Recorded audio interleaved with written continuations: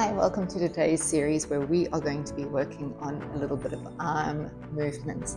Now, please know that while I'm on the reformer, this can easily be done at home just using a 1 kilo or whatever kilogram weight you have at home as a single option, because we're going to be doing a lot of single-sided work. So stay in the same alignment as I am if you don't have a reformer. Otherwise, on your reformer, you're going to be using a high yellow spring or somewhere between a yellow and a blue, whatever feels good for you. So we're going to take a side lying position. I've got my head propped up with a nice supportive towel. I'm going to start with my knees folded and then taking a hold of the strap.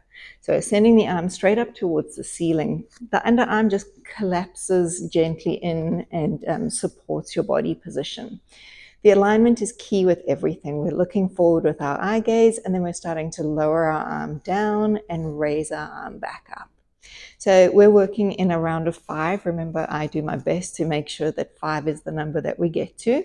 But if I miss one out, please don't hold it against me. 4. And then last one like this, 5. Maintain your arm at your side, lengthen your top leg away, just holding it in space, and then repeating the arm motion up and down again. So when you begin with this movement, you'll feel either the 1 kilogram weight or the spring that we're using now doesn't feel very heavy, and you're probably in your mind thinking, I could do better than that. But trust me, we're here for a while, so you don't want to burn yourself out.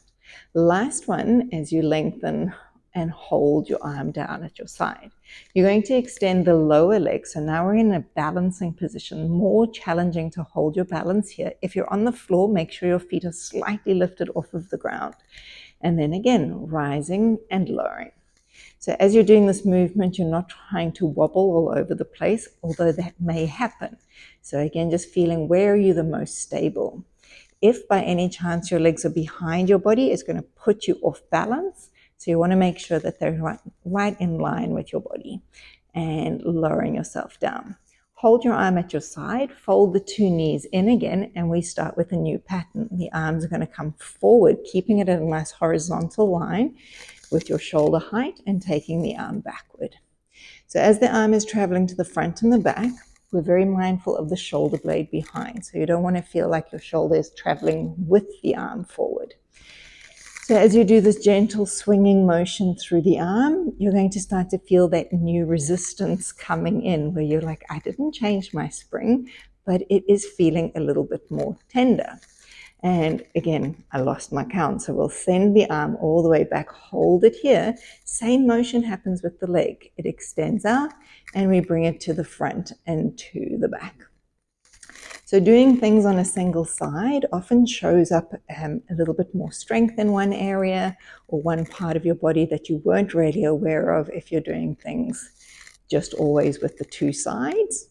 And the other thing is, it's very practical and functional, because when we walk through space, we have an arm swing and they do opposite things to each other. Pause here, both legs are stretched out and away, finding your balance.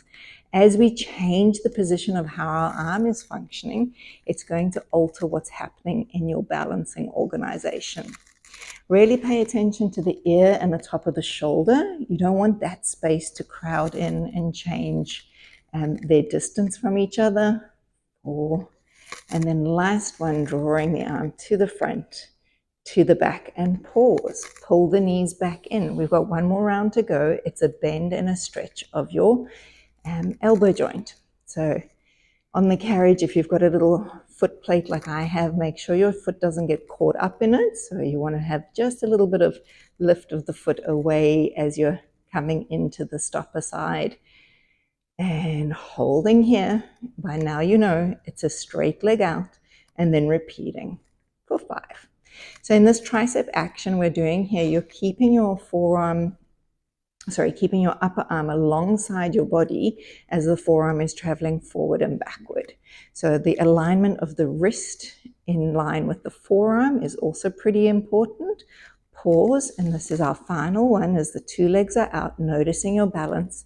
So you can use your hands or your underhand to hold onto the headpiece or to the shoulder block, but you don't want to grip with so much tension that you actually are producing ineffective movement. It's all about the moving arm right now. And I have a feeling that was our last one, but always just for a little bit of luck, and then bending and returning yourself in. So we hang the strap back up, and then from there we're just going to spin around, and we're going to go ahead and do the second side. All right, so lying yourself down, setting yourself up again in a good position. So you're checking that you're not leaning into the shoulder pad behind you, or that your bottom is behind and your head is crowded forward. You want to be as balanced through those two shoulder pads as possible. Finding your strap on this side. You know the sequence already, but we'll work it through together. So even as you set yourself up, you want to feel that vertical position of your upper arm resting inside of the shoulder joint. So notice if your shoulder is pushed up and away, and then just feel it settling down onto the back of the rib cage. Allowing the knees to be bent, and then pulling down, easing your way down, and then easing your way up.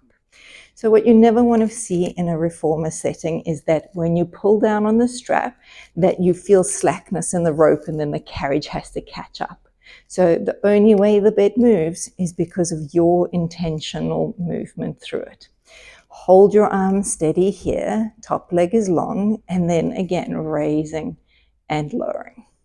So working, as I said, on a single side can start to feel very different on the two halves.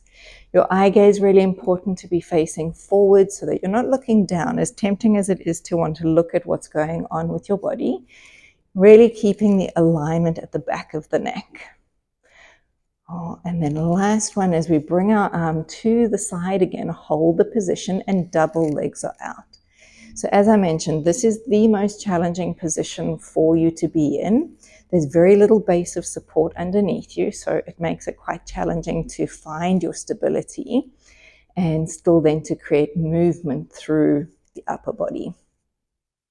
We've got two more to go here. And last one, resting the arm at your side, and then pull your knees in towards you.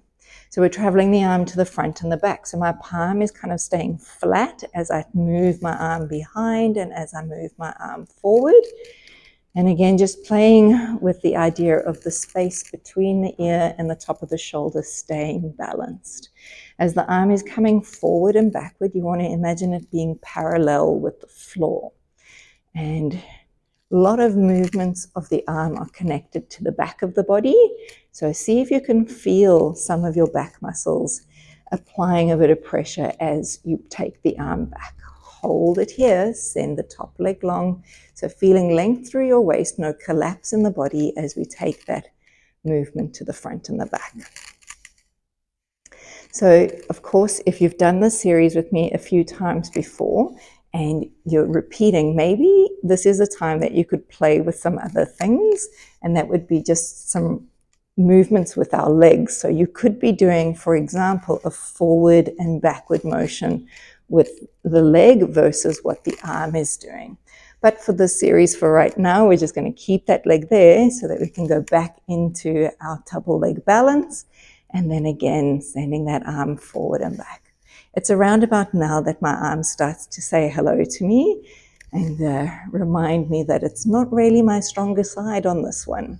So I have to concentrate on what it is that I'm doing so that my arm strength is still being worked and I'm not using accessory muscles or strategies to do the effort. Last time, as we pull the arm back and then pausing there, folding into the knees. We're going to finish off with our tricep motion. So taking a lengthening and a bending at the elbow joint. Now, of course, we talk about it as the tricep action, but you can't bend your elbow without your bicep moving, and you can't straighten your arm without your bicep lengthening. So double things are happening at the front and the back, but where your attention is going is to the back of the arm. Pause as the top leg lengthens, and then repeating. So these little micro movements of pauses that we're creating in between each round of 5 is also part of the staying in the strengthening phase of this arm work. 2 more. Oh, it's going to feel good when this is over. Last one, hold, and then double legs are nice and long. Find your balance. So it's interesting for you to think which side is easier to balance on, which arm movements are your easier ones, Which ones are really setting you into a bit of a wobble or a feeling of, wow, I need to pay more attention to those things that are happening. Last time, straightening the arm out and then folding it all the way in. Now, if you've done that with me all the way, you're probably going to be feeling that quite a bit through those upper arm areas. So let's bring ourselves up into a sitting position. I'm just going to come lower because of the screen height. And we're just going to give ourselves a little stretch of that area before we continue on. So taking an arm up towards the ceiling and just feeling a good stretch here. So I quite like being against the reformer. It's helping my posture stay a little bit more balanced. Often in this stretch, people's heads drop down, so you want to keep your eye gaze looking in front of you. And then we'll release out of that and then just rest and shrug the shoulders and then go to the other side. So again, feeling almost like you could put your palm flat onto your spine, fingers facing down and elbow facing up. All right, we're going to stay on the same spring. You are welcome to change springs if you're ever feeling that you want to. I'm going to keep it on the high yellow. Blue would be my next favorite, and we're going to be facing towards the front. So I just finished on my left arm, which means I'm going to be working with my right. I'm also going to remove my towel out of the way, so that's gone, and then wriggling myself back to find my strap with the right hand. So I'm setting myself up so that I've got my hand placement under my shoulders and my knees underneath my hips. So being able to put your feet or your legs through the gap is quite good. And then we're going to send the arm backward and away from you. So feeling a long line from your shoulder all the way towards your wrist, we're going to go into a little bicep curl. So folding at the elbow and straightening. And again. So remembering keeping your form through your upper body incredibly vital through these exercises. And going for 2 more. On the next one, we'll hold the bend in, and all you're going to do is flip your hand so your palm faces down, your elbow out. And then you're going to slide your arm out in front and sliding it back. So with this one, you don't need to go very high with the arm. You're thinking of it reaching straight out in front of you. Making sure that your neck and shoulder are not squeezing towards each other. And then one more time as we press out. And then coming in, return the arm back. So we're just going to do 3 in a row here as we bend the elbow, flip and stretch, and then bend the elbow, flip and stretch. So just making the movement very succinct, very smooth, very coordinated. Nothing is jerky and nothing is forced. Last one like that, and then bringing it down and then resting that strap where it is. So we'll pick up onto the left side and then coming back into play again. So making sure you're nice and balanced. Remember, if you're doing this on the floor, you just follow the same action with your weight. So the arm travels back behind you. And then it's just a little bicep curl. So 5 curls of your arm coming in and out. Like we had when we were doing that tricep action on the side, you want to keep your upper arm resting alongside your trunk as you do your bend and stretch motion. Last one here, flip the palm and then slide the arm forward, slide the arm backward. So because we're in 3-point kneeling right now, there'll be a little bit of want to go to lean to the opposite side of the moving arm, and that's natural, but you don't want to overly lean. You're still trying to feel as though your 4th limb was still on the ground. Last one, and then lengthening the arm all the way back. 3 times we go as we pull the arm in, flip and lengthen. So when you have a reformer underneath you here, looking at the spring is quite entertaining to feel like your arm is going in the same sort of lengthening and reaching action as the spring is going into more spring tension and then smoothing it back in to return back to your starting point. All right, and then coming down from there. All right, we're going to spin ourselves around and we're going to be facing towards the shoulder pads. So collecting your strap with your right hand, if you started on your right hand with all of them, hold up a little higher and just balancing your left wrist onto the top of the shoulder pad.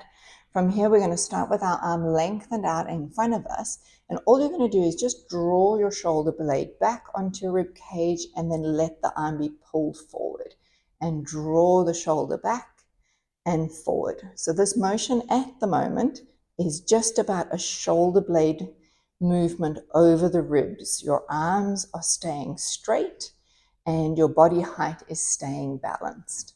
The last one, draw that shoulder blade back onto the back of the rib cage. From here, it's a row action. Pull the elbow, lengthen the arm without letting that shoulder blade slide forward. Row back and front, and 3. I've got little pitter-patter feet coming to see me. My little bear dog is wanting to know what's taking so long. Last one, and then bringing it all the way back in. From here, send the arms slightly out and make a circle. Now, it doesn't look very challenging, but trust me, as you're doing this movement, there's so much work happening on the stabilizing side. You're probably also going to want to start to do weird and wonderful things with your wrists. So I'm going to encourage you to really pay attention to what your wrist is doing. 4, and then last one, opening out. 5. We're going to go the reverse of that circle, pull back, open out into the front. So when you have the resistance of the reformer working with you, you're probably going to notice there's an easier way to do the movement because of how the action of the arm works. Last one is you circle it around and bring it towards the front. Hang that strap up and we're going to get ready for the other side. So again, holding on up higher at the clasp or into the loop. Hold your body position, let your arm be pulled forward and then drawing the shoulder blade back onto the ribs and letting the arm and the shoulder blade come forward and then bringing them back underneath you. So as you do that motion, there might be a little bit of rib movement happening. It's normal. So we're just kind of feeling where we are. Last one is we take it here and then holding that shoulder blade back into a row you go. Pull the elbow and then lengthen the arm. Really resist that feeling of wanting to let the arm get pulled forward in front of you. We've got 2 more to go on this arm position. Again, remember, if you're on the floor with your weight and in all fours position, you can, of course, be on a little elevated surface like I am, so your shoulders are higher than your hips. We're going to do our circle of the arm, so move the circle in any direction that feels comfortable for you to do. We are going to do both ways, so if you did a different start to me, that's quite okay. 2, 1, and then we're going to circle around. Now, if you're like me, when you move, you count your repetitions. Then if I'm going over, you can go over with me, or if I'm going under, you can go under. However, if you want to count your full 5 reps, by all means, please do. I've got a lot of things going on right now that are making me lose my count a bit, but all is well as we bring it back in. Whew, I think that was all of them. Nice work. All right, our final stretch series for our arms is just going to be over here. See, I told you, here he comes. If I sit cross-legged, he'll be in my lap. So from this position, you're just going to take an arm, lace elbow into elbow crease, and then across the body. Sorry, my microphone might go weird. And get a nice stretch coming across that upper arm area.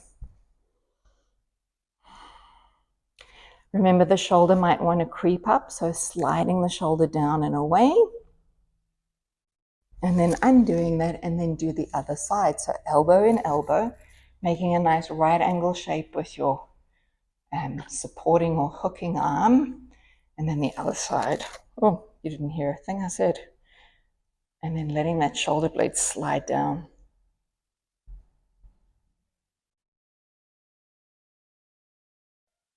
All right, take your fingers, stretch them up towards the ceiling. Do a little side bend left and right, just getting some length in your body. And that's where I'm going to leave you today. I hope you enjoyed it, whether you were on the ground or on the reformer. Let me know in the comments below. And I will see you again sometime soon. Bye.